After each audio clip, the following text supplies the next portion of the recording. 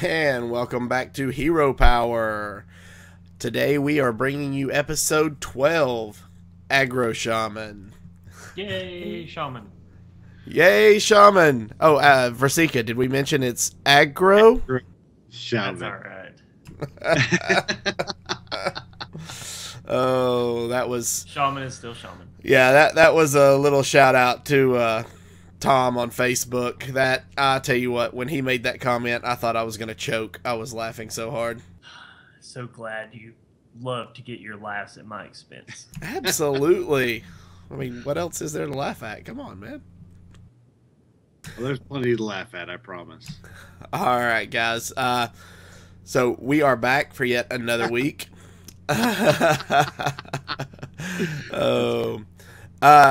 Guys, we don't have any emails to talk about this week, but please, if you guys have any questions or comments about the show or about Hearthstone on any topic at all, please feel free to shoot us an email at heropowerpodcast@gmail.com, or you can go to our new website, heropowerhs.com, and click on the Contact Us link, and then just fill out the form with your question, and it'll get to us.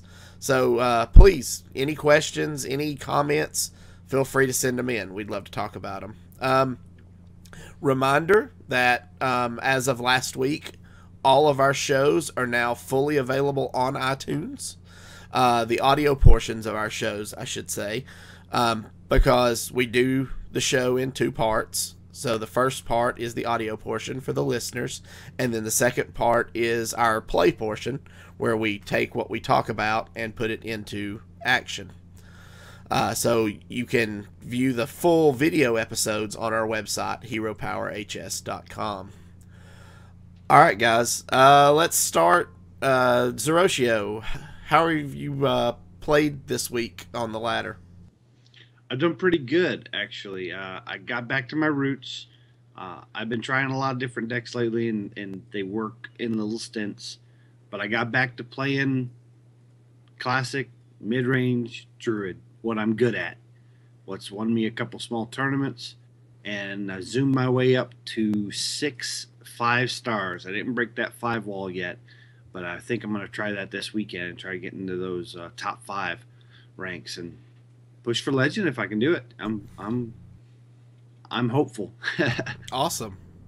Versika, you gotten to play much this week?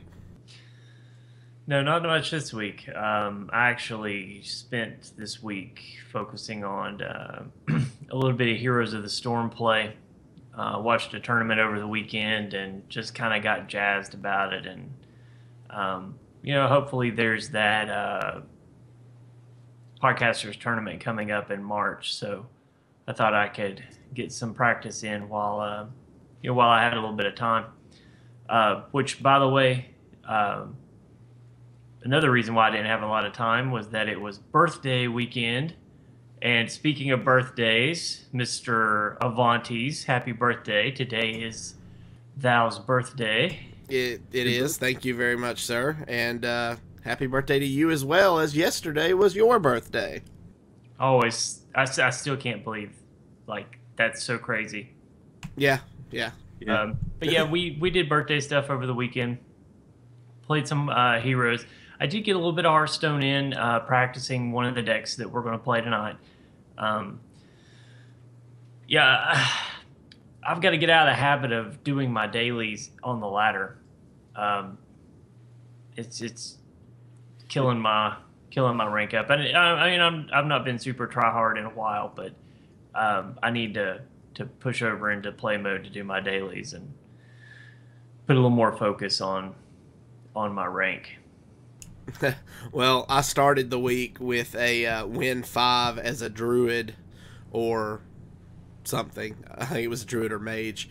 And so I threw together the mid-range druid deck that we talked about back in episode 2. And I took it, of course, dailies, so I took it to the ladder. And I absolutely got wrecked. So I didn't. I just let that daily sit. I was like, I'll just do it another day. And then the next day I didn't log in, and then today I logged in, or I guess it was this early this morning before I went to bed, and my son was standing behind me. I logged in, and all 3 of my dailies turn. Of course, I knew I had the 5 as a druid. Win 2 as a druid. Win 2 as a druid. I was like, oh, this game hates me. So, needless to say, try that egg druid. Yeah, I've thought about it, but I buckled down and I played 12 games to get my 5 wins. That's not terrible. No, it's not too terrible, but yeah, I managed to clear all my dailies with the mid-range druid, so I was pretty happy with that. And so we'll just have to see going forward. The rest of this week, I'm hoping I get much more amenable options. So, I've got priest and warlock dailies that are sitting there now, and where I'm at in the ladder, I don't really have a deck to play either one of those, because I'm not real keen about tearing down my handlock, and the only other priest deck the only priest deck I've got's a control priest I've been working on, so not really meta friendly at the moment. Yeah, I had the win 5 in Tavern Brawl since Yikes. Sunday. So I finally, I just let that sit because last week's Tavern Brawl, that wasn't going to happen. No, that wasn't okay. a good one. So let's talk about last week's Tavern Brawl, because I think the last time that we left, I gave you guys a little bit of misinformation, and that's my fault. So the number that I gave you was my total attempts at this Tavern Brawl, and this is the second time this has come up. So when I looked at my paper, that's what I gave you guys. This last time, it still took me 22 tries before I got my first win. Wow. I don't like that Tavern Brawl, and it's, I guess because it's 75% random and 25% strategy, and that's what I really don't like about it. I wish I had recorded one of the matches. We were dead on turn 5. Yeah. And just to kind of remind people what we're talking about last week's Tavern Brawl, which was the return of Mechazod, which was a repeat of the original Mechazod fight, which was originally Paladin and Priest, and this time it was Druid and Mage. I will say that this one, I like the Mechazod fights, but this one needed to be turned down a little bit, or maybe the deck's built a little better, because it was really difficult to win. Yeah, and I don't think we got to hear Versika's side of it because he wasn't on the show last week. We actually had Matty J in his place while he was out of town. So, yeah, I don't. I hate this Tavern Brawl. I think out of all of them, like, there's a few that I don't like. I think that there's a few that I think can be tuned differently and be a little more fun. I despise this Tavern Brawl. There's nothing fun about it. In fact, I had a rule that I was going to at least get my pack out of every Tavern Brawl and give each one a chance, because sometimes it takes a few wins to get it. I don't think I'll play this one again. If it comes up again, I'll just forego my pack that week. I love this Tavern Brawl, but this one with Druid and Mage was difficult. I hope they do it again with a different combination of classes. I don't think they can do all the classes because I can't see them doing Hunter or Rogue as being a viable way of doing it. But Druid's hero power doesn't, lend well to it, so they made it. Well, I don't want to say work, but they used it. Well, and like I said on the show last week, I only played it once because I won the first time I did it, and I was playing the Druid side of the co-op, and I pretty much used that Druid as a ramp for the Mage. Mm-hmm. Right. Every time I could give my partner mana, that's what I did, and I think that's why, he knew what he was doing on his side, I felt like, because he was putting everything into taking down Mechazod while I was putting everything I had into ramping him up and keeping him healed. And I feel like that's why we succeeded first try. Well, I'll go as far as to say that probably 10 or 11 of my matches, my opponent didn't know or my partner didn't know what they were doing. It's very frustrating when you're on the mage side and you see them play an Ancient of Lore and draw 2 cards. It's like, dude, you're at 7. He hits us again, you're dead. You get the 5 life and we're at 12 and you survive another round. One of many times, one guy played a naked bronze or Bran. Bronzebeard. Yeah. I was like, why would you play that without having something to battle cry with it? And of course it died immediately. Things like that. But I had as equal in many matches that both of us played spot on with what we were supposed to do and still didn't have a chance. So I think what they could do to make this specific Tavern Brawl better is to allow you to get your pack by playing with friends. That they need to do something to it, in my opinion. I think if they allow you to play with friends, so where you're like on Skype and can communicate and coordinate. Now, they may say that makes it too easy, but that's, I think, subjective. Well, the thing is I can understand other Tavern Brawls. If you play with your friends, you can just throw the matches. But this one, you can't throw a match. You have to work together. And I think that if you can get the pack, and you don't have to be able to do your quests by it, but get the pack from playing with your friend, that's the ideal scenario that this Tavern Brawl works in. And it will get people to play Tavern Brawl with their friends more often. So the new Tavern Brawl dropped today. It's our old friend, the chest you get to discover. It was sort of the introduction of the Discover mechanic before the Discover mechanic.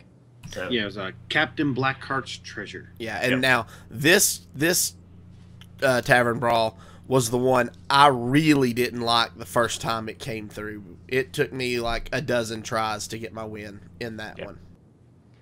And it's the same kind of scenario. There's too much luck involved.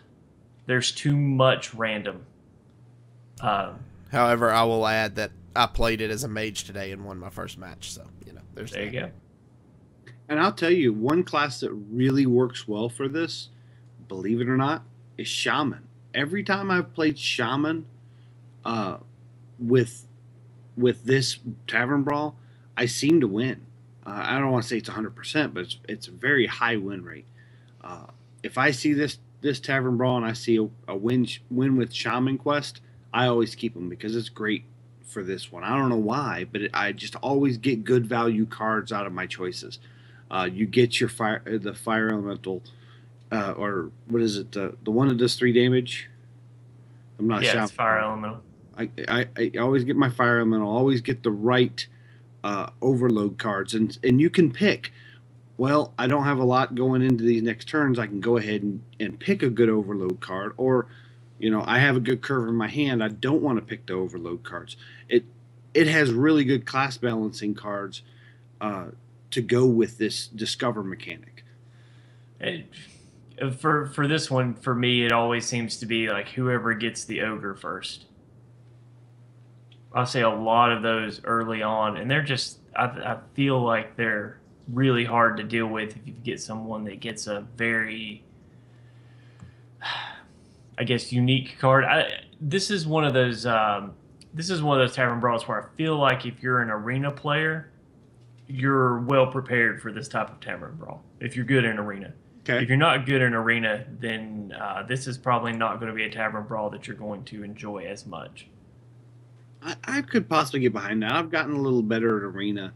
I used to not be a very good arena player, but I've been practicing a lot lately, and I usually sit around 6-7 wins, and I like this Tavern Brawl. So that makes sense. Yeah. So speaking of Tavern Brawl, it was funny. If you guys noticed, we talked a little bit about this in the pre-show. Ben Brode put out a video today talking about sort of like insight with the developers, and he talks specifically about Tavern Brawl and how it was actually in the works before Hearthstone launched. That's how long they worked on it. And I think that's really cool, because one of my all-time favorite formats for other card games has always been draft. Right. And in a lot of ways that evens the playing field, and that's something that Tavern Brawl is supposed to do. When they provide you with the deck, it's evening the playing field. You're not going to get beaten by someone else's cards, which is kind of why I don't care for Tavern Brawls like this week's as much, because it's not set. It's too fluid almost.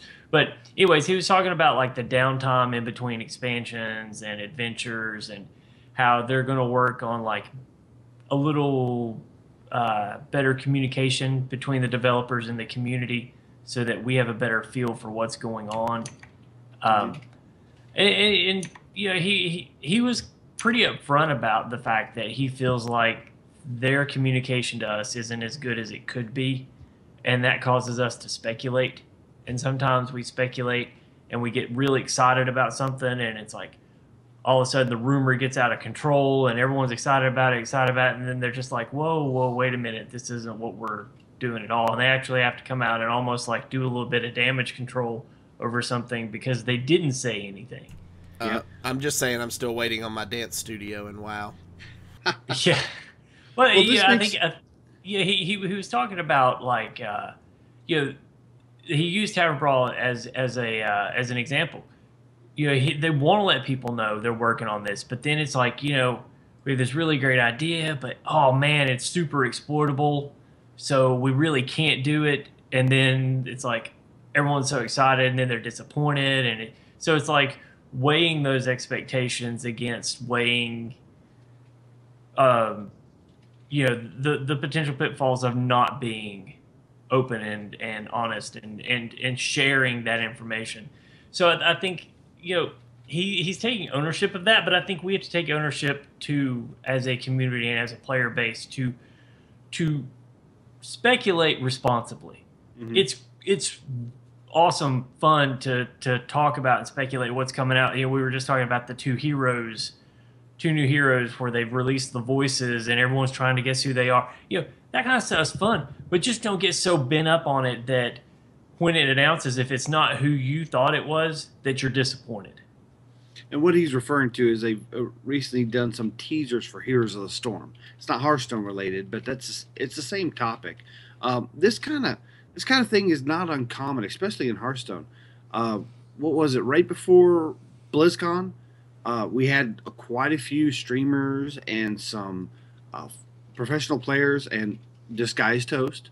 We're making a lot of comments on Reddit about how they were tired of the game, they're bored, it's not exciting enough anymore, they were going to quit it or do something else or take a long break. And then, boom, BlizzCon hits, they announce League of Explorers, it's coming out, next week, and all of a sudden these people start doing videos again, they get all hyped up over this League of Explorers stuff.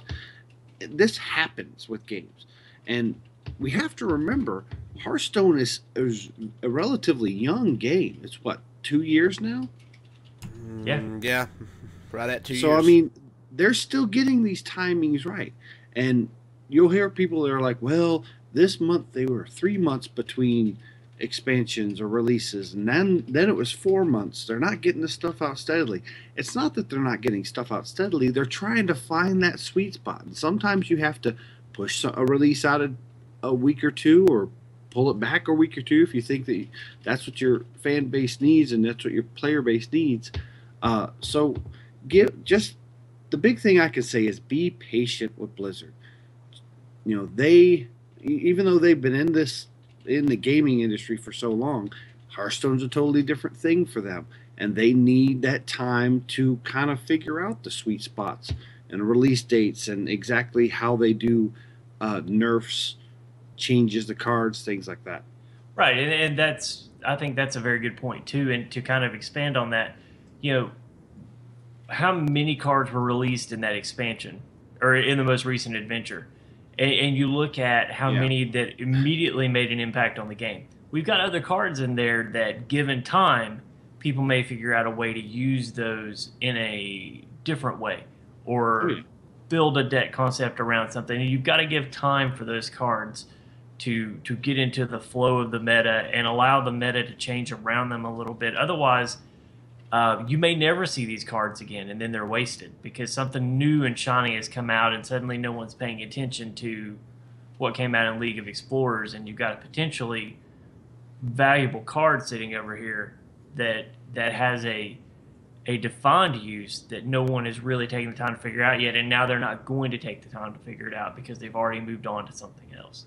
So, Exactly. you know, you got to give it time to wear and find its place in the meta and find its place in the tournament scene.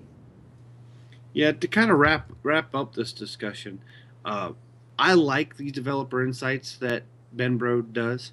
I think he puts a lot of thought into them. I know he got a lot of his inspiration from Kripparrian, the way he does his videos. He talked about that when he first started doing these type of videos.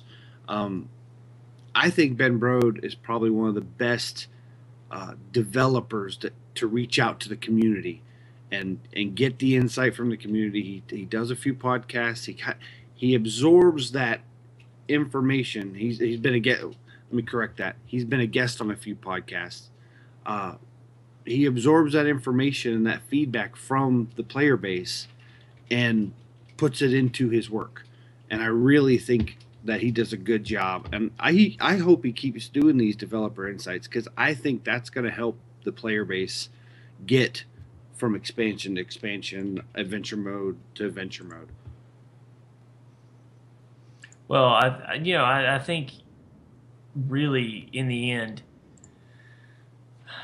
I think they do a good job.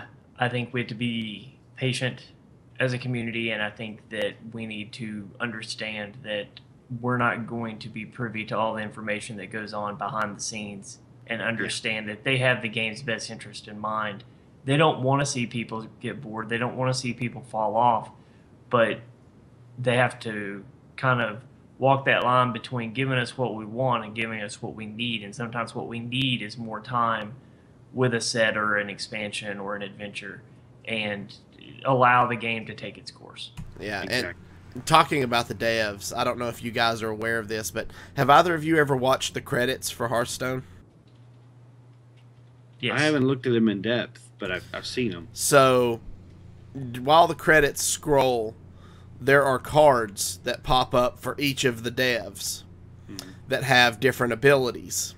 And we might talk about these more in depth later, but Ben Brode's card is a 3 casting cost 4/1 that says your volume can't be reduced below maximum, because that's how awesome he is.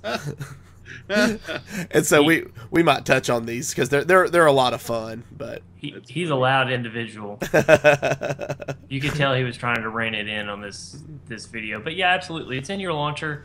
Go and check it out. It's I think it's like 8.5, a little less than 9 minutes long, but it's worth listening. And I mean, really listen to it. I think it'll give the players an insight into kind of what's going on. There's a little bit of what we call coach speak or yes man speak or whatever in there, things that he feels like he has to say. But at the same time, at no point did I ever really feel like he was being intentionally dishonest or anything like that. I do really believe they've got the game's best interest in heart, and I do really believe that he believes what he's saying, and that's something. Yeah. Speaking of, this week there was an IGN did an interview with senior game designer Ben Brode and associate designer Dean Ayala. I hope I'm not destroying his name, Ayala, whatever. They were talking about the history of the Discover mechanic. And I thought this was a really interesting interview. And you guys stop me if you want to talk about any of these in depth. I'm just going to touch on them. First was that the word discover was originally being tossed around as the word treasure, which is kind of where we get Captain Blackhearts Treasure for the Tavern Brawl. Mike Donay originally pitched the keyword actually back even before they started talking about developing Grand Tournament. So Wow. the Discover mechanic has actually been in discussions for about a year before it was released. The Brawl, featuring the Discover mechanic, which is Captain Blackhearts Treasure, came after it was tested using the League of Explorers cards. And I think we had touched on this back during that episode when that Tavern Brawl first aired, that it was supposed to drop before League of Explorers as an introduction to the Discover mechanic, but they had issues with the Tavern Brawl and had to push it back a week. I thought this was interesting. They tried having Discover place the card at the top of your deck or shuffling it into it, but that just didn't work as well as putting the card directly into your hand. Yeah, that immediate gratification is important. Brasika, did you have a thought? No, I agree. I think I think being able to select it in real time adds a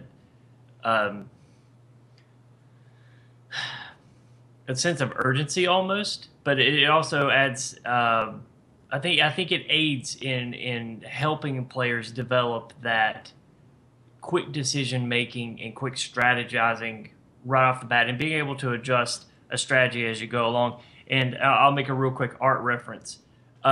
It's like painting and choosing your medium. If you paint in oil, you've got all the time in the world. A little bit of ether. Oil on a painting never really truly dries. So you've got time to work it, and you've got time to get what you want out of it.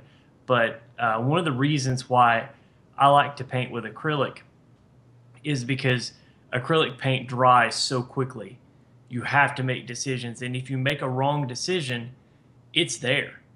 And part of the fun for me of painting in that medium is that if I make that decision and it doesn't quite work out the way that I wanted, is now I've got this, I've got it on my canvas. What do I do with it? How do I integrate it into what's happening right away?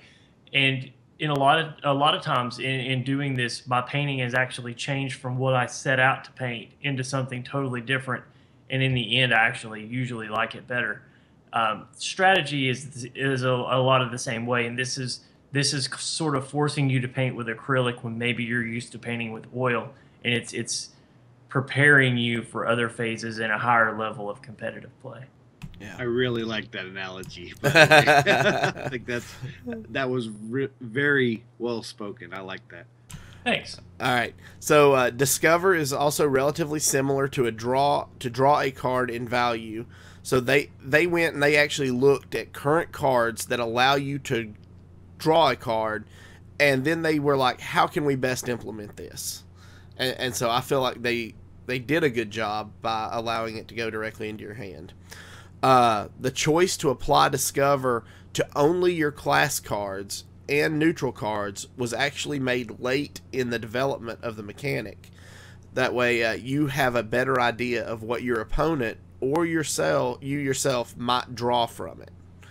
So I guess at the beginning it was any card, and then go ahead. That makes sense, because I know that if I'm playing a priest and they throw out Museum Curator, if they just snap pick it, I'm almost sure it's a Dark Cultist, because that tends to be what you want to go for. It's the only class death rattle. So as an opponent, I can go, well, he's got another Dark Cultist. He likely has 2 in his deck, so that means he has 3 that I have to deal with now. And it lets me kind of play with it. So the Discover mechanic gives some added aspect to the game for not only the player, but the opponent. And I like that. Well, the other thing it does is it doesn't totally wreck your strategy as well. So let's say you're playing said priest and they play a discover card, and let's say that it's discovering a spell. Um, let's say that fireball was one of those things that they could discover. So you're trying to plan out how you're going to finish them off, and you think you're out of range, so you kind of reach a little bit um, to get them within kill range, and then suddenly you're blasted with a fireball that you would have never expected to come from a priest deck, and that there was no real way for you to prepare for from the beginning, or a bloodlust or something like that. It's just at that point it becomes too random. So by keeping it neutral and by keeping it class specific, I think it better aligned with other abilities in the game. Yeah. The last tweak they actually made to Discover was to make it choose class cards more often than neutrals. So theoretically, you should see, like in Zeroshio's example a minute ago, you should see at least a priest death rattle card more often than you see neutral cards, even if there is only the one to choose from. And I believe they said it was a 4-to-1 ratio for class card over neutral card, if I'm quoting that correct. I'm not sure. I don't have that in front of me. That's a good ratio. I hope that's the way it is. Yeah. Now I will say you don't get in the case of finding the death rattle card, you don't always get Dark Cultist, but I would say, 4 times, 4 times on one, I get it. Out of 5 times, 4 times usually I get it, and it goes the same for Tomb Spider in Warrior. You get that fierce monkey most of the time. Yeah. All right, and the last quote from the developers on the history of Discover was that League of Explorers and Discover mechanic were actually developed independently of each other. It just kind of worked out well in the end that they came out about the same time. You can kind of tell that. Yeah. All right, guys. So this week we are talking Aggro Shaman. And in the past, our last few episodes, we've always shown you a deck list, and then we've gone and played it. Well, this week we were discussing how best to do this, because there's 2 really good Aggro Shaman decks in the meta right now. One is being played by Luffy, and one's being played by Reynad. And so we actually just decided to do both. We couldn't decide, so we just ran with them both. So we're gonna talk Luffy first, and then we'll talk Reynad, and then we'll play Luffy first, and then we'll play Reynad for you, so you guys can kind of get an idea of how they're similar, but how they're really, really different. So, all right. Versika, you might want to move a little to your right. Moving. Wait a minute. That's right. I've got this thing mirrored, right? Yeah.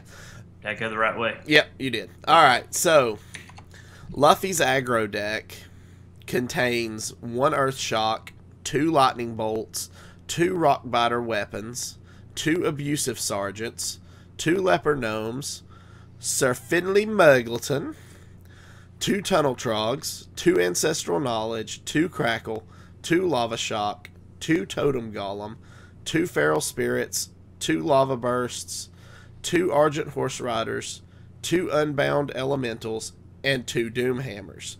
So, as you can see, this deck is pretty quick because it's all low casting cost except for the Doom Hammer. So, Zeroshio, you've gotten to play this deck quite a bit the last few days. Why don't you give us your thoughts on the Luffy aggro deck? And in truth, I've gotten to play this deck the last few weeks.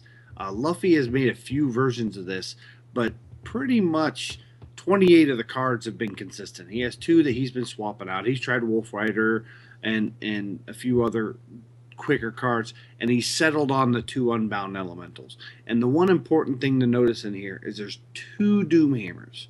And the reason there's 2 Doom Hammers is because the dream is to get them low enough to use those Doom Hammers with the Rockbiter weapons to finish off your opponent in a burst. You really want to get them down to a nice soft point and then burst them out. Now, you would think the big defense on this is like any aggro, throw in a lot of taunts. Well, that's where Luffy has planned a very spell heavy mid area of the deck, so that you can also burst them with spells with the lava bursts and the crackles and all that stuff. That really, now there are times that you're kind of rolling the crackle dice to see if you win this game, but most of the time it usually works out in my favor. I like this deck. It's fast, and if you're really trying to get up those low ranks really quick, it's a good way, because you're going to have very fast games. Awesome. All right. So let's go ahead and pull up the Reynad aggro, and we will talk about it, and then we will do some comparisons. Uno mas. So this deck contains 2 Earth Shocks, 2 Lightning Bolts, 2 Rockbiter weapons, 1 Abusive Sergeant, 2 Leper Gnomes, Sir Finley Muggleton, 2 Tunnel Trogs, 2 Ancestral Knowledge, 2 Crackles, 2 Lava Shocks, 1 Flame Tongue Totem, 1 Knife Juggler, 2 Totem Golem, 2 Feral Spirit, 2 Lava Burst, 2 Argent Horse Rider, 1 Wolf Rider, and 1 Doom Hammer. So right away you can see some of the differences. We'll talk about that in just a second. Versika, you've been playing this deck. Why don't you give us a rundown on it? Well, it plays a lot like Luffy's deck in the sense that you really want to be focusing on getting those tunnel trogs big and hitting with them fast, because they don't stay around long. Ancestral Knowledge lets you draw through pretty quickly. Once again, you roll the crackle dice quite a bit. But with this one, you're using your spells as more elimination rather than final burst damage, and you're really letting your minions try to do as much of the damage as possible. Flame Tongue Totem is kind of the key here. You wanna leave it until you know that you're going to be able to hit with 2 minions. It's very important. You only have 1, so timing is critical. Same with the Knife Juggler, and actually Sir Finley there, Sir British Fancy Pants. Knowing when to lay him and change your hero power over is also very important. A couple of times I played him a little earlier than I should have. It ended up costing me the game because I drew the Knife Juggler the next round and didn't really have a lot to follow him up with. So, it's hard to be patient with aggro decks. Your mulligan is super important. Make sure that you have what you're looking for. Draw into your spells. You want creatures in your mulligan. Apply pressure fast and early. You're going to be tempted to trade a lot. I know for me, Shamans, it's kind of a trading class, so I had to fight the urge to trade and send this stuff face.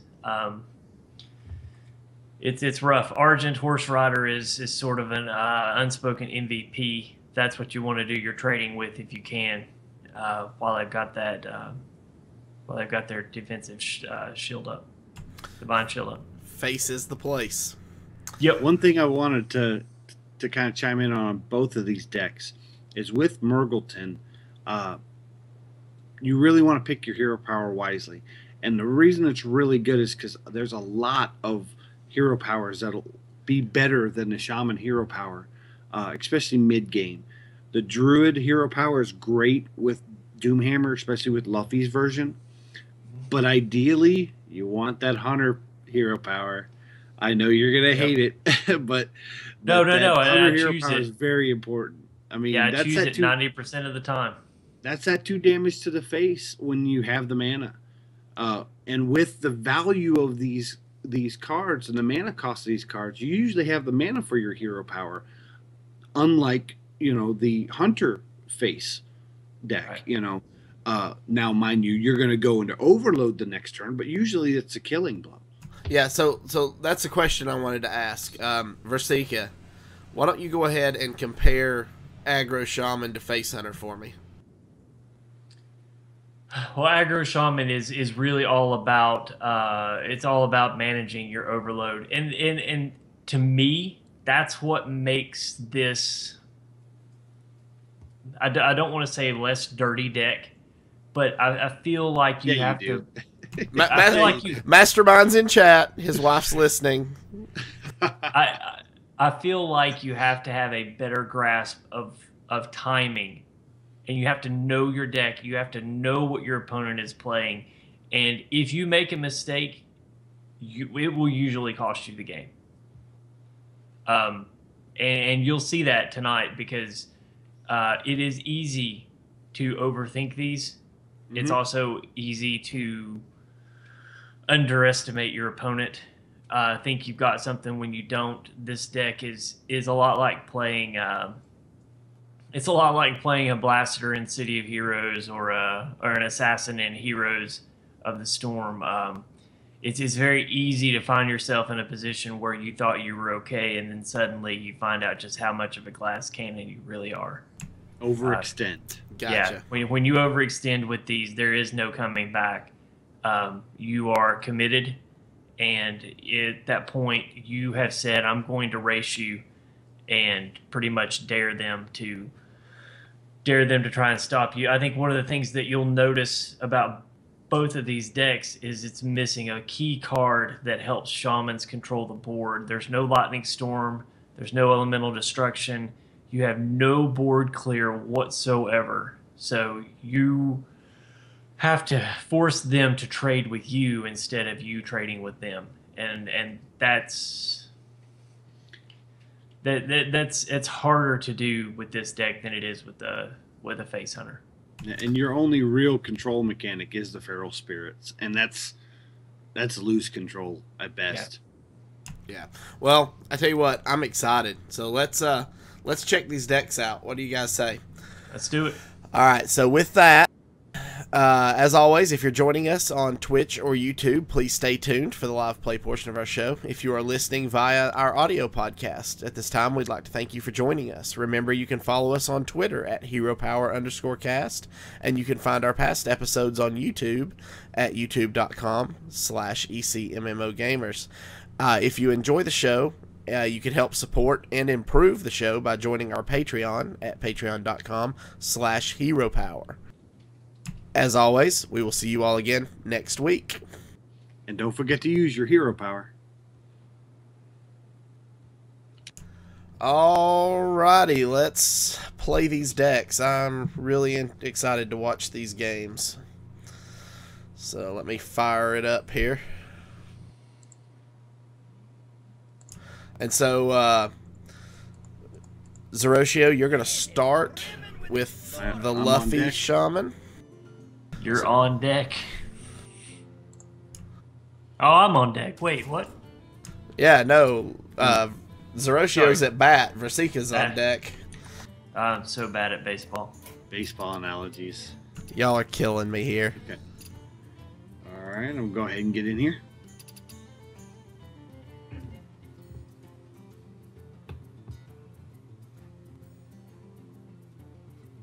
Was that girlfriend? Girlf. Yeah. What? I like it. Buddy of mine. It's fun. I missed it. You asked for it. Alright. Alrighty, guys. Let's do this. So, what do y'all think of this opening hand? Not great. I'm gonna.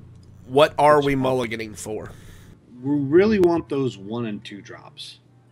That's really what we're pushing for. So, looking for maybe a Tunnel Trog or something like that? Yeah, Leper Gnomes. Rock Fire Weapon just for the control factor. So you have put in a. So you've put in a Flame Tongue. Yes. You added a flame tongue. What did you take out when you put in your flame tongue? I thought I did not realize I had a flame tongue in here. I'm gonna pass this turn. I thought I took the flame tongue out. I might have one of.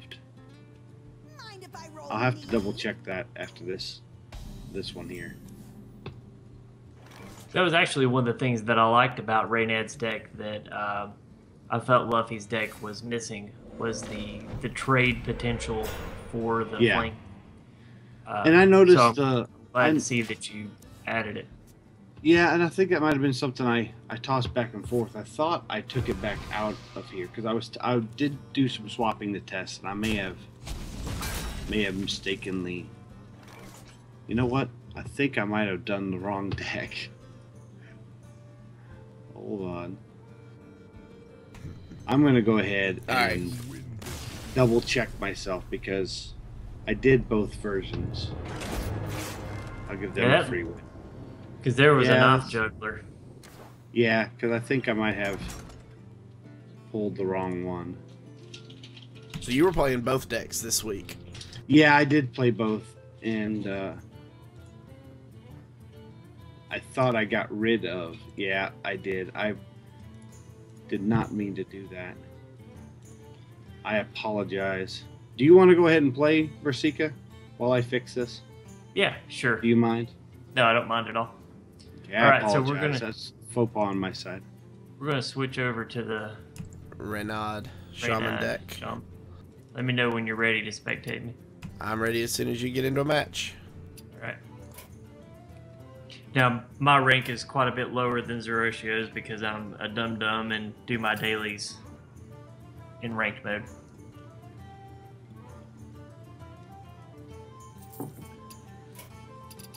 And I have a lot of fun decks that aren't exactly meta. Just decks I enjoy playing. Wizard Face. What a name. Wizard Face, I like it. not as good as the guy we had last week or 2 weeks ago. No, with not as good with Espo. Not as good as Espo's guy. Okay, so up against a hunter, I am probably going to keep the Earth Shock and the Argent Horse Rider. I'll throw back the Lava Shock. I really would like to have a 1 casting cost creature here, but the ability to run this Divine Shield into one of his early minions is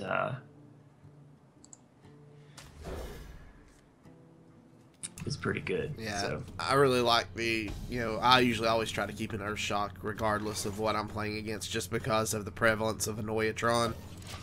Oh, yeah. Yeah. Oh, yeah, definitely. So the Lightning Bolt helps.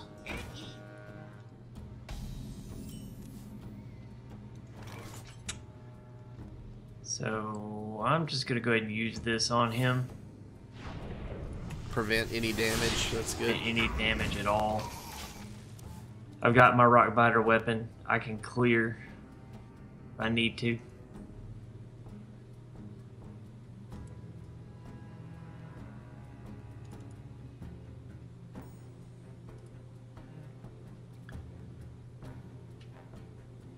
Well, did I stump him? It's a slow play for an aggro hunter. Maybe he's not used to having his leper gnome earth shocked. That's a complete possibility. Ah, surely. It's getting hot in here. That's interesting.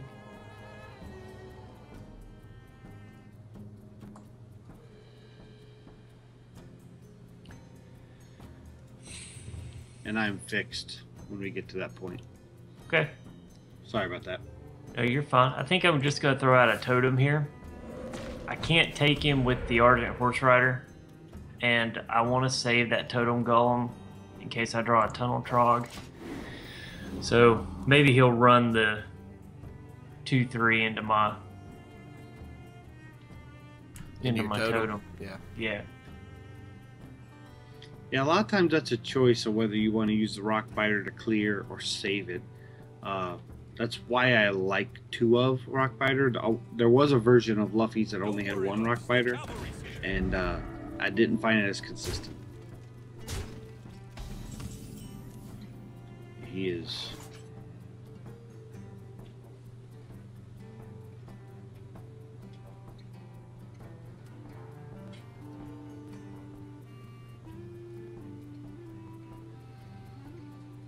All right. So, what are your thoughts here?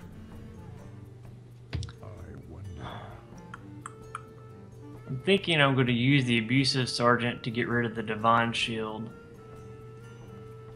Then run your guy into your divine shield. Yeah. Argent Horse Rider. That's the word. That's what I'm thinking.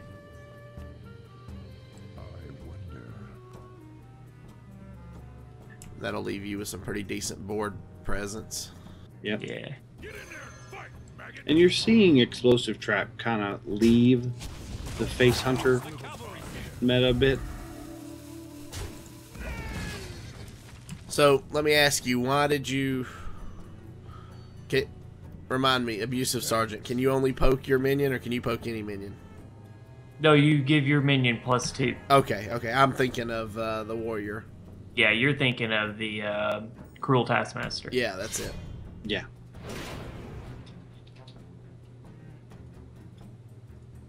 No, he should clear both of these guys. But he's not going. Face is the place. Yep. And this is the point you end up having to race. Yeah. I mean, you could throw down the Flame Tongue and use one of those to clear to test for a trap. Or you can just go to face, see if it's Explosive Trap, and then from there decide if you want to use Lightning Bolt or Rock Biter Weapon or both. Here goes Bear Trap. Yeah. Which is fine because you have Rock Biter and Lightning Bolt available. I would almost Lightning Bolt and Rock Biter, or Flame Tongue works too. And then you can throw out the Totem Golem as a big body on the left side of the Flame Tongue. It's an option. That's my plan. Sorry, I should have walked you through that. I was afraid if I started talking, I would forget what I was going to do. That's not good for a podcaster. Now, a lot of people really focus on getting Murgleton to change the hero power, but having the spell power totem really helps with your win condition. Yes. Now, I would imagine that this is going to be Explosive Trap. So what I'm probably going to do this turn is I'll throw out my Totem Golem. And I'll try to... You're not going to run first? Well, I don't want to lose this spell power yet.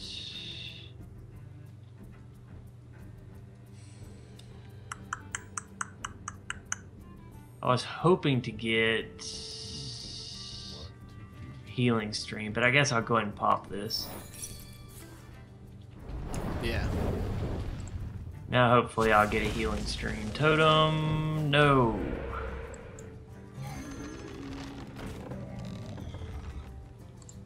Okay. Still not in a bad spot. I mean, No. looks back because we're at 14.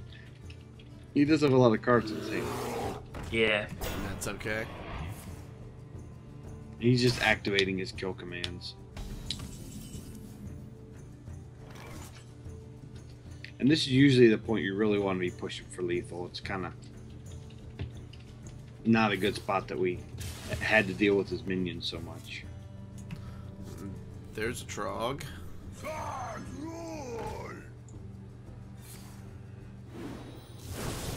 Is there a reason you crackle that instead of just running the 3-1 totem into it? Yeah, because I want that 3-1 hanging around for a bit to give him something else to have to deal with. Plus, if he lays another trap, I'm going to be hoping for that Healing Stream totem. And that's one less that I have to worry about. But here comes the Eagle Horn on the... The coin is a BM. Yeah. Okay, now let's do math here. We have 10 on board. And we have not enough mana. 5, 8 in our hand. Yep. Well, no. We have 10 in our hand because the lava burst is going to pump up the tunnel trog. Right. So we got it. We got lethal. So Yep. I do lava burst first. Yeah. Yep. That's it. Whew, that was a good game. Very nice. And that's another thing is you have to think, especially with tunnel trog. Sometimes you'll miss lethal. I've done it many times because you're not calculating the overload damage Right. into it. So that lava burst was really 7 points of damage instead of 5. Correct. Yes, and that's very important. But see, that's where you had that choice. You could trade and you could cast your spell, or you could ancestral knowledge, put yourself in a hole that next turn, get the 2 cards. If I hadn't done that, I wouldn't have gotten what I needed in time. So Yeah, that was very smart. that's part of the decision-making process that you have to worry about when you're playing this, as opposed to playing a more traditional aggro deck. And Versika said something, or not Versika, Zeroshio said something very important there at the end, and that was, let's do some math. Because this deck, you really have to be aware, and you have to constantly, every turn, be adding up everything in your hand with what you have mana-wise to be able to cast it.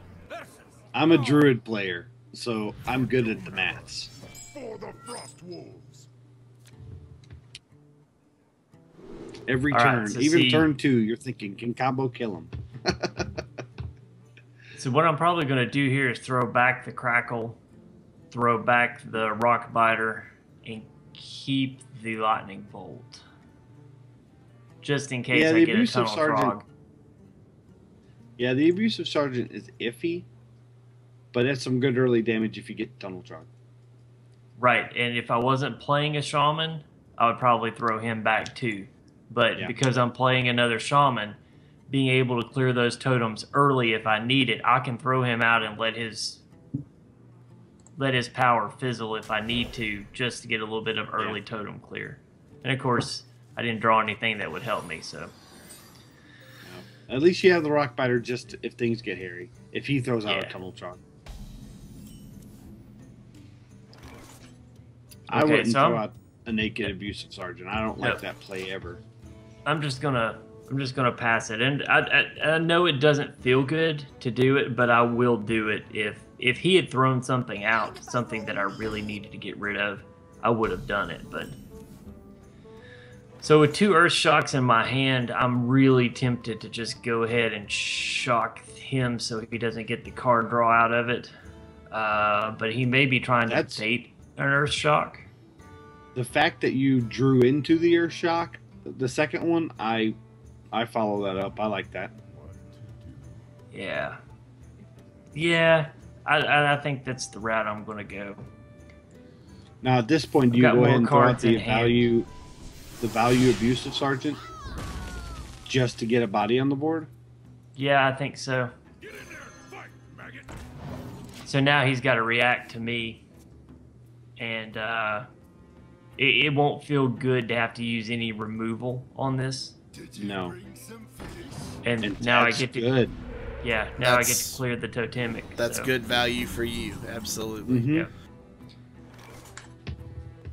Second Feral Spirit, I'll go ahead and throw these guys out, clear the totemic. It And puts you 2 mana on turn 4, but honestly, that's really not bad with the coin in your hand. correct.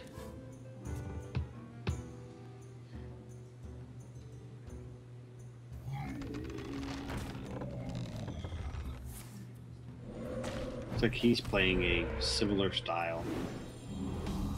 This may be Totem Shaman. Wow. So I really have 2 options here. I feel like I can, excuse me, I can roll the dice and try to get a spell power totem and then coin into the lightning bolt to remove the totem golem, or I can coin into a rock biter if I don't get the spell power and use one of the wolves to take out the golem, or I can just go face and Let him do the damage. let him come up against the the wolves. Even if he clears it, it'll put it at 3 health, even with the heal from the healing totem. Yeah, I'd just go face at this point.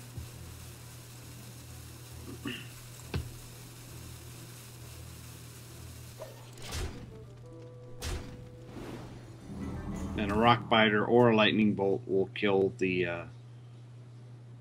totem golem this turn.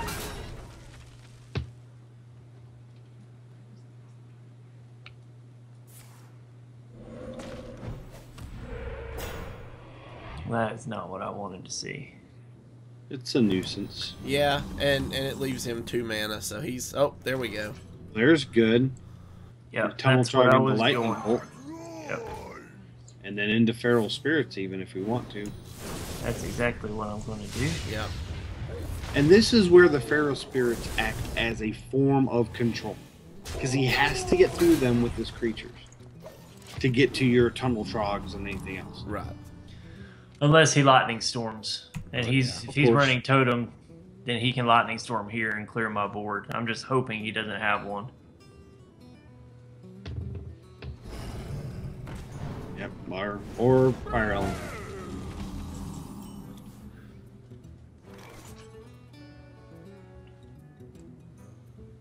I'll go ahead and use this to clear the fire elemental. Now, do you go face here with the other 2, or do you board control and get rid of his 2 totem, or at least his spell damage totem? Yeah, I'm thinking I'd need to clear that for sure. If I get rid of both of them, it increases the chance that he can't cast this and a lightning storm at the same time. But this is where I have to fight my urge to crowd control versus face. Yes, but control in this situation, I think, is the right call. Yeah, I think Because so. a flame tongue totem wouldn't be good. No.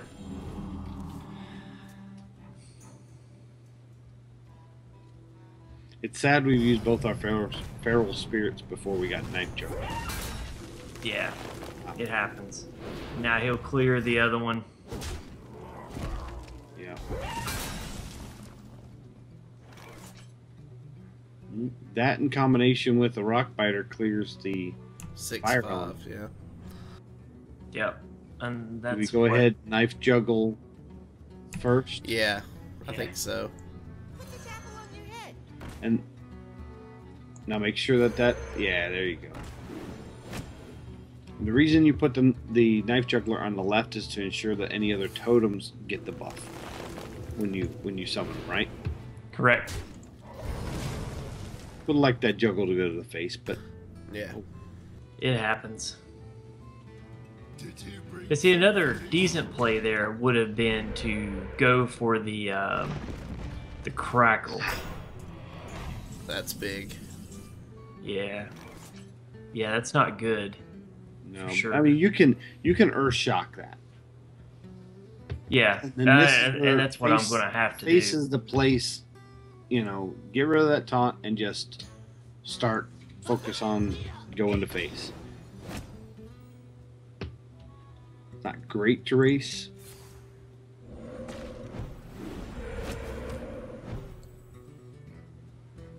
You know what? I might be able to clear that with a crackle. Might. That's a high roll on a crackle, though. I mean, that's a 5. Yep. It's less likely than anything else. I would, yeah. there is little time?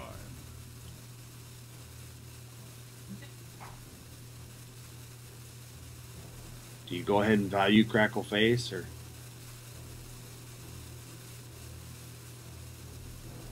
That's a tough. This is where I've had to make decisions like this, not knowing what I'll have next turn. Get it? Oh, we got Nice. it. Yes. Sometimes you just have to roll the dice on it because he's probably going to run to. Oh. He didn't want any of that. He did. No.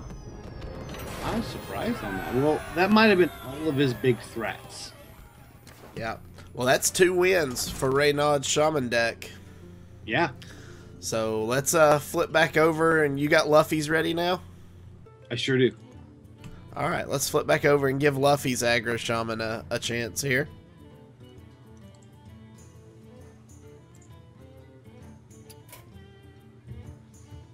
All right.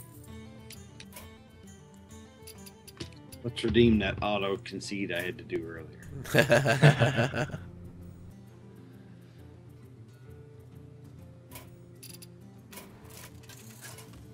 Alrighty.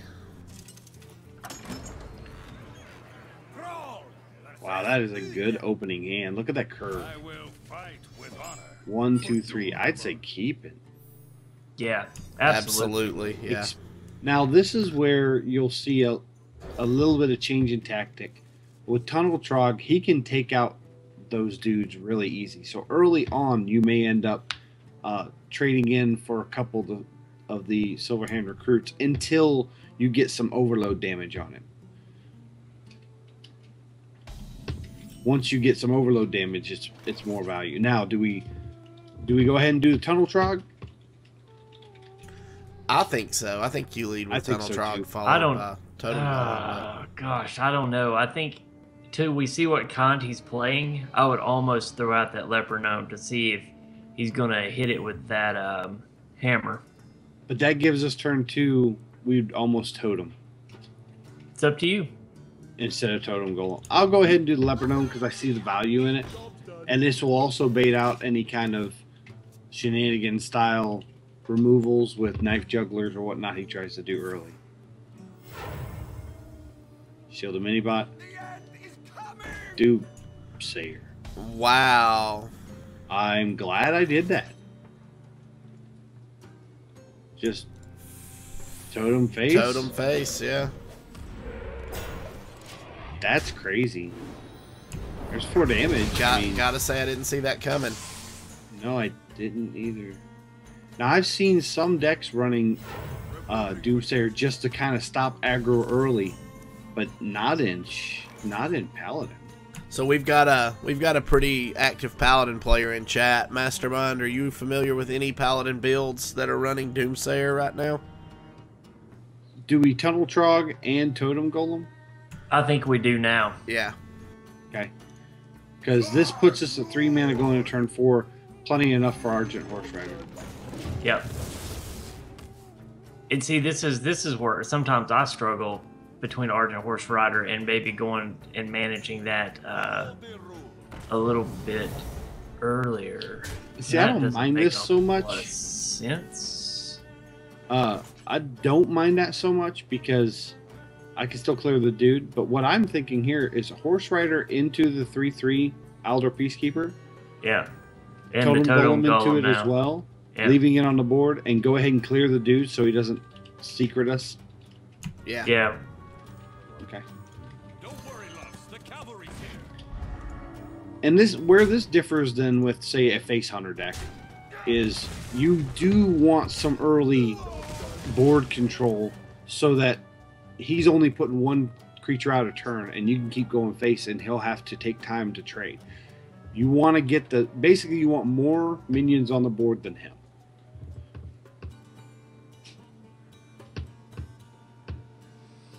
He doesn't set him up perfect for consecration, but if he consecrates, yeah. Yeah. I was gonna say if he doesn't consecrate, then we've got a really great turn. He really didn't have a choice. So do we Leper Gnome Ancestral Knowledge here? Depends on what we draw. But that sounds like a solid play because that gives us Lava Shock if he throws out something like a Knife Juggler. Right. Or even Shielded Minibot and doesn't clear our Leper Gnome.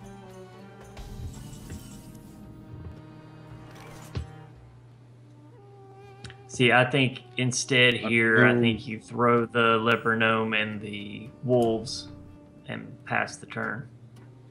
Leper Gnome and Wolves? Because he just used his... Yeah.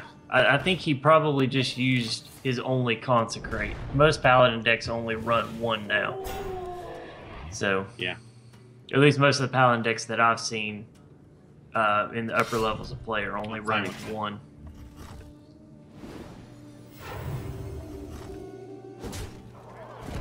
Ancestral knowledge sounds like it's a must. Ancestral knowledge, Yeah. totem golem, depending what we draw. Yeah, depending on what you draw. Okay, this is good because we're going into 7 mana with Doomhammer and Lava Shock. Yeah. Yep. I say go ahead and totem golem and Go to the face. yep. Yep. I hope we start getting into some rock biter weapons. This is See, the good. problem is While he's now healing, we've kind we're of gone in. negating the heat. I was gonna say now we've played into his game because we're running a little bit late and he's back up to 30, so we got to be careful now. We've exhausted some of his removal. What do you think here?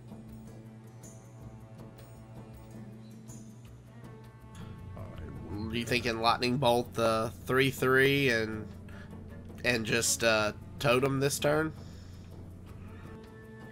Yeah, Lightning bolt the I 3/3 think so. and maybe I think even at this lava point, burst the face. And I was that's- thinking lava burst face. Yeah, that's an option as well. And that Puts him back down to 20. we have. I wouldn't do that if we didn't have the lava shock in our hand. Because it's just a lot of damage he has to think, okay, now I'm back where I was, basically. A little bit lower than where I was. The end is coming. Okay? Let the pain. We can actually clear that if we want to. We can. Reporting for duty. Do we want to? Well, you Or can. we can just silence it. Yeah, but here's the thing. yeah, but he's probably running. Go ahead. I was just thinking, you know, if the Doomsayer goes off, he doesn't draw any cards because the 1/3 doesn't take any damage. The True. other thing I think we need to be aware of is that Earth Shock could be waiting for Tyrion. That's true as well. So do we I just think- go to face I here think I probably. and Doomhammer? Yeah, I think I Doomhammer, go to face, and let the Doomsayer do Okay. his work. And see, he'll take another 2 damage from the Leper Gnome.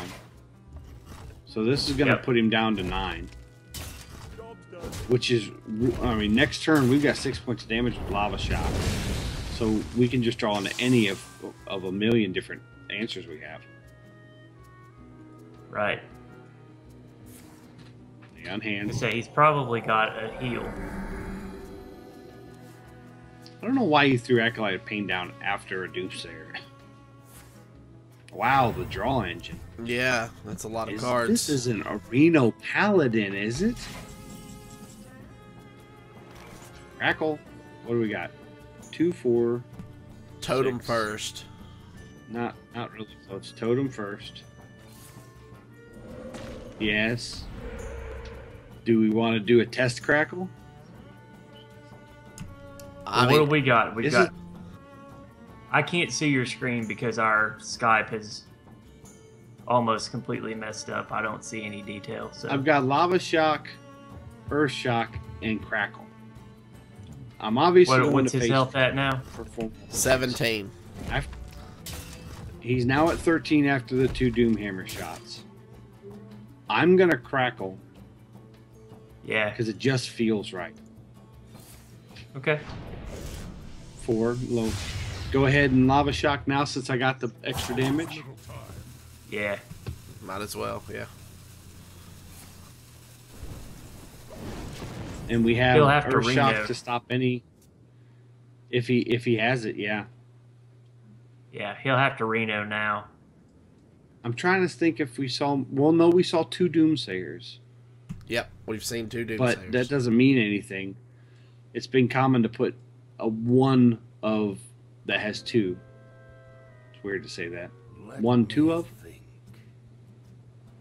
Another Or heal. heal? Oh my goodness. He's overdrawing. My hand He is just too overdrew. full. He is digging for answers. Yep.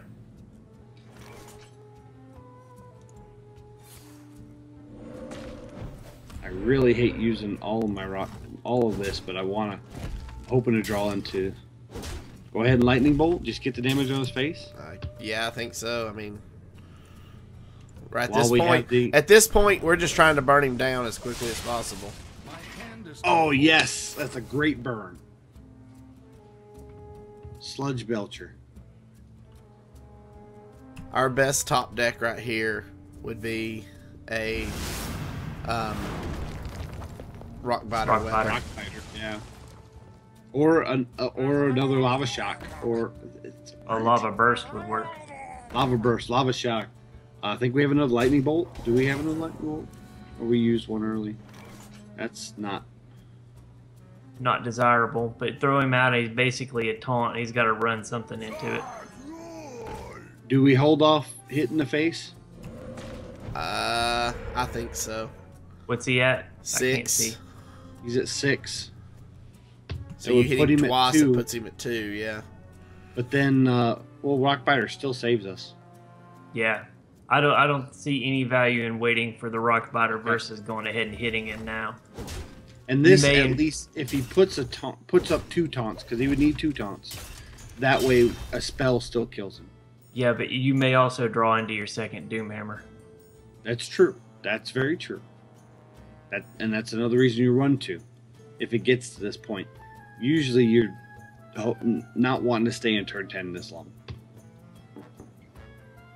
And see, if this is that Murloc Paladin, we haven't killed any Murlocs. He's waiting for anything, isn't he? Yeah, but here's the Probably. thing: Or is it? he's leaving lethal on the board, so he's. Oh, there you go. Oh, full board clear. But it didn't clear his charge Murloc because of the buff. Which is actually good because anything won't get him a Bluegill Warrior now.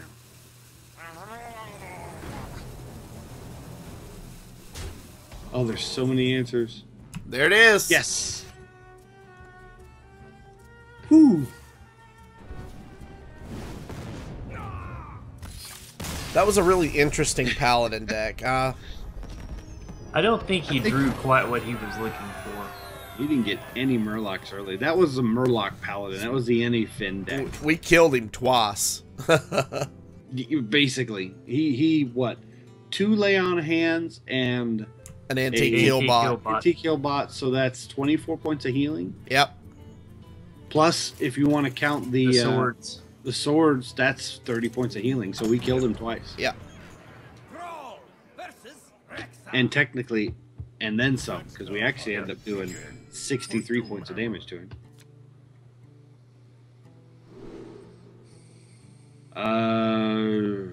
Keep the totem golem and abusive sergeant. Actually, I think if it was me here, I would probably ditch the sergeant and the burst and keep the totem golem and the ancestral. Okay.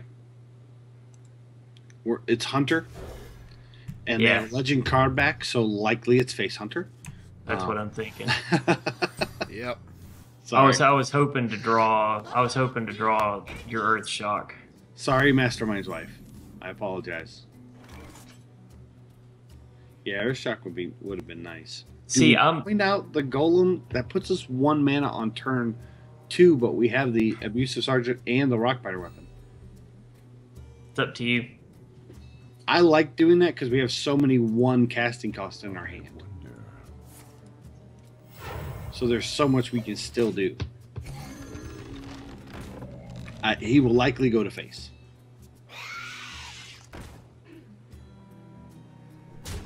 Yep. What do you think, abusive sergeant can go to face and start racing him?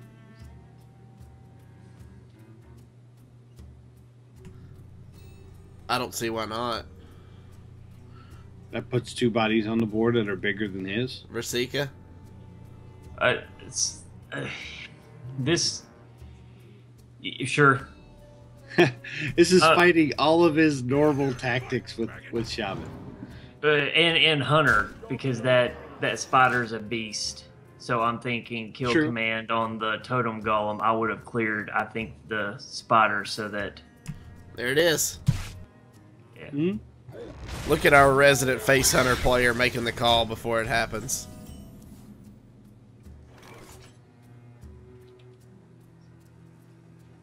Ancestral knowledge, leper gnome? Yes. I mean, obviously, we'll see what we draw first.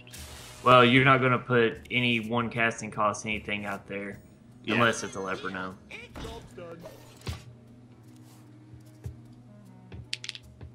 I still like the idea of racing. And see, here's the thing with the... oh, wow. The Haunted Creeper. He knows we're going to race him. Yeah, it was a beast, but he used that beast to clear. And that kill command did not go to our face. Totem Golem Lava Shock? We'll Lava Shock first, of course. But do we Lava Shock the Iron Beak Owl? So he doesn't have another kill command option? I would. Okay. See, this is where I want to get rid of the beast. Because before, that was 5 damage. It cleared the totem golem, but it did not hit our face. Right. As a face hunter, I try not to use kill command unless I'm going to face with it. Joust. So now we know he has a mad scientist. Likely throw it out. I'll show them all.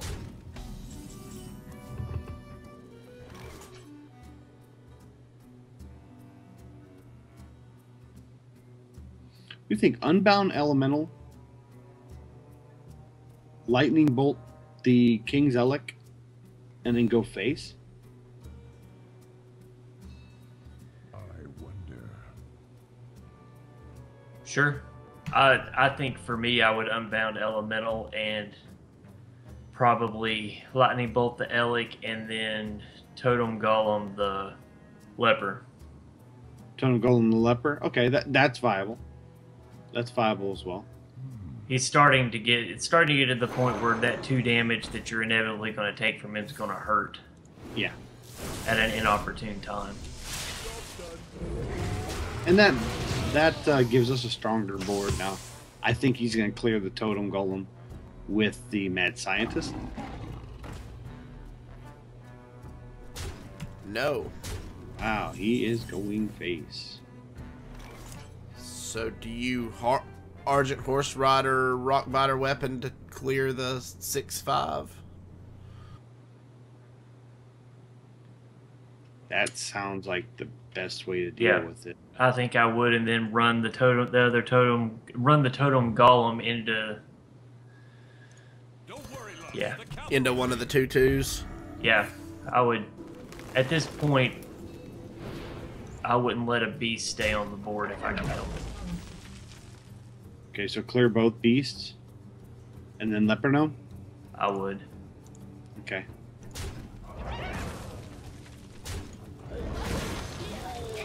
He is down to 2 cards in his hand, 3 now. Oh, wow. He's green, put him on the screen.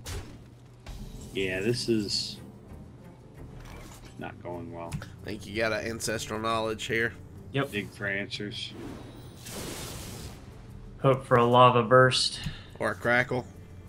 I would cast that naked crackle on Dr. Boom. Totem, do we hero power first? What we got? 2. We got 2, 5 mana. 5. We can get 2 more. Yeah. Depending if we Yeah. get the Yeah, I would hero power. good. There it is. So, Lava Shock. Do we go ahead and Lava Shock? No, I would crackle first. Yeah. You may But get then him we with can't the Lava one Shock crackle. to unlock. So go ahead and Oh. crackle him. Well, No. You're not going to free up any mana this turn anyway. It would be Yeah, next You turn. would. Yeah. Go ahead and crackle. We'll at least get a 5. Run Lepronome. Yeah. Face arrest, or Yeah. Yes, I would face the rest. and then Murgleton. Yep. And priest power if you get it. Whoa! It didn't let me pick, but We're- it picked priest. Right, because you ran out of time before the pick, so it always takes the power on the far left. And that's something I didn't know. And that's fine though, because out of the choices that were up there, priest was the best for us. But it doesn't It's matter. not gonna matter.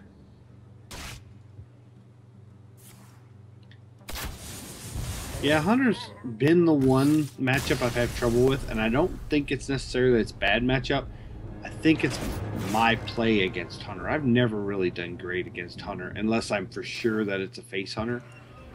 And then I usually just race him and beat him. All right, so we got time for one more. I think one more. Yep. Okay. Give us 3 with both. Well, we were really playing for 2 wins, which we got 2. We went 2-0 with Reynad, so we're looking for that second win with Luffy here. And I've had good results with it. Throw versus throw. Here we go, mirror But it- match. It can be streaky. Well, we'll see if it's Maybe, yeah. So here, throw back just the lava burst, keep everything else? I would throw back the lava burst and the argent. Okay. There's no point in having 2/3 casting costs Yeah, but I was creatures thinking in your hand. if he puts out something like a knife juggler, I'd like to have the Argent Horse Rider as an option other than Feral Spirits. Okay. If you don't throw the horse rider back, you run the lesser risk of being able to grab a totem golem. You have 2 chances if you throw them both back. That's true, but we also have the Feral Spirits to pump up the Tunnel Trog on turn 2 with the coin. Oh, another 3. Which I know you don't want to load up the same cost, but with overload, a lot of that ends up coming out in the wash.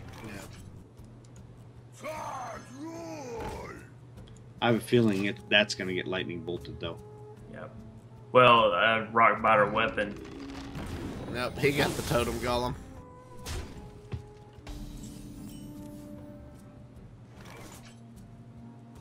Do we coin out the Feral Spirits and then clear his Tunnel Trog? Yeah, I don't think Well, you there's have a some one choice mana but to next do turn. that. Yeah, I think Versika's right. You have to do that. We kind of locked ourselves into it. Yeah.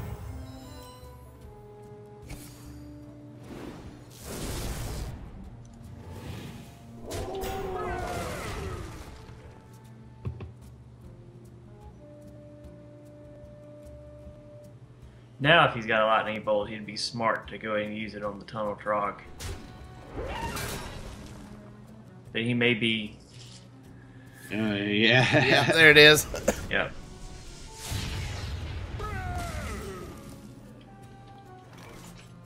There he is. Just clear it. Or I go would face make and make him- him clear it. I would make him clear it. Yep, go Get him for face. 2. He's in the same boat you're in. Yeah. Power Mace. Or he could put a power mace. Power Mace. It means he's probably running Annoyatrons or something similar. Do we Argent that and then go ahead and Murgleton? Ooh. I think it's probably a little early to Murgleton, but I would Argent that golem. It's going to be a nuisance if you don't. I really hope to see Earth Shock. And the one thing is, this deck only has one Earth Shock. Yeah. It can be rough running only one Earth Shock.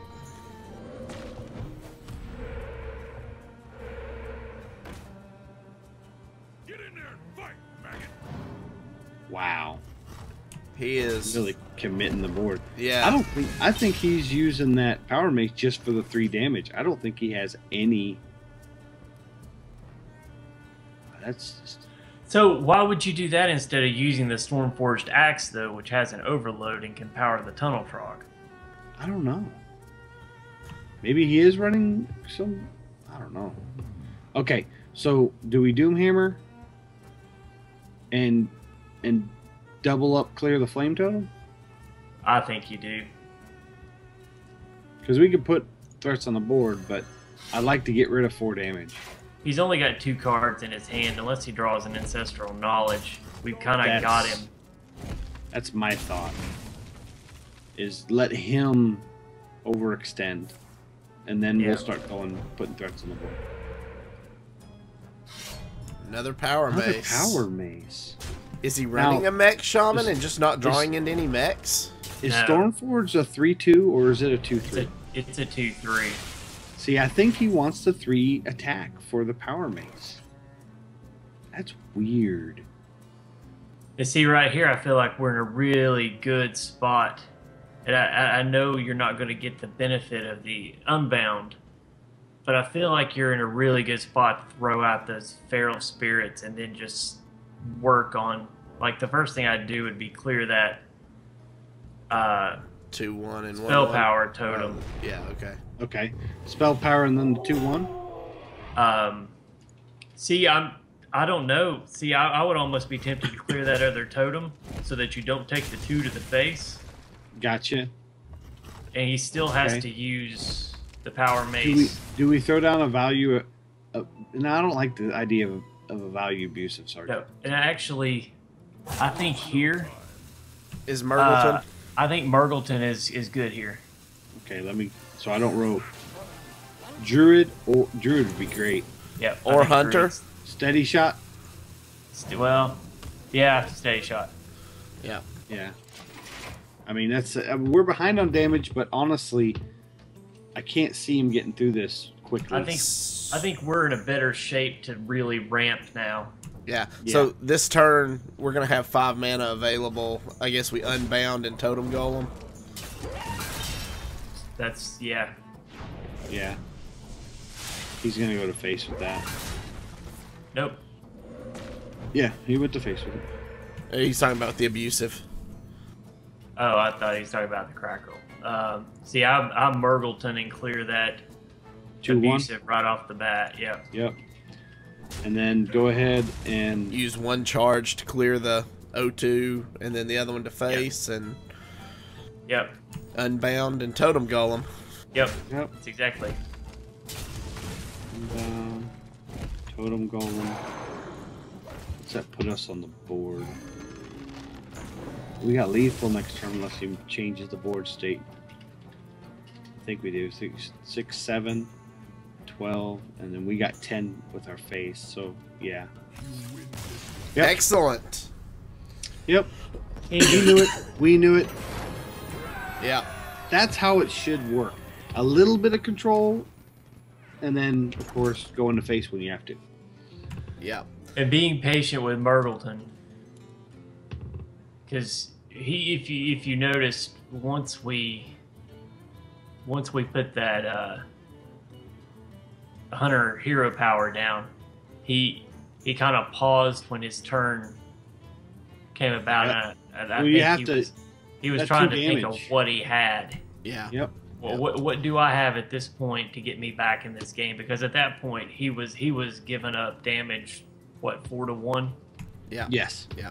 So. And all right, guys. So there you have it. The Luffy aggro versus the Reynad aggro. They both are pretty quick decks, and they play pretty similarly with a few little different quirks between them.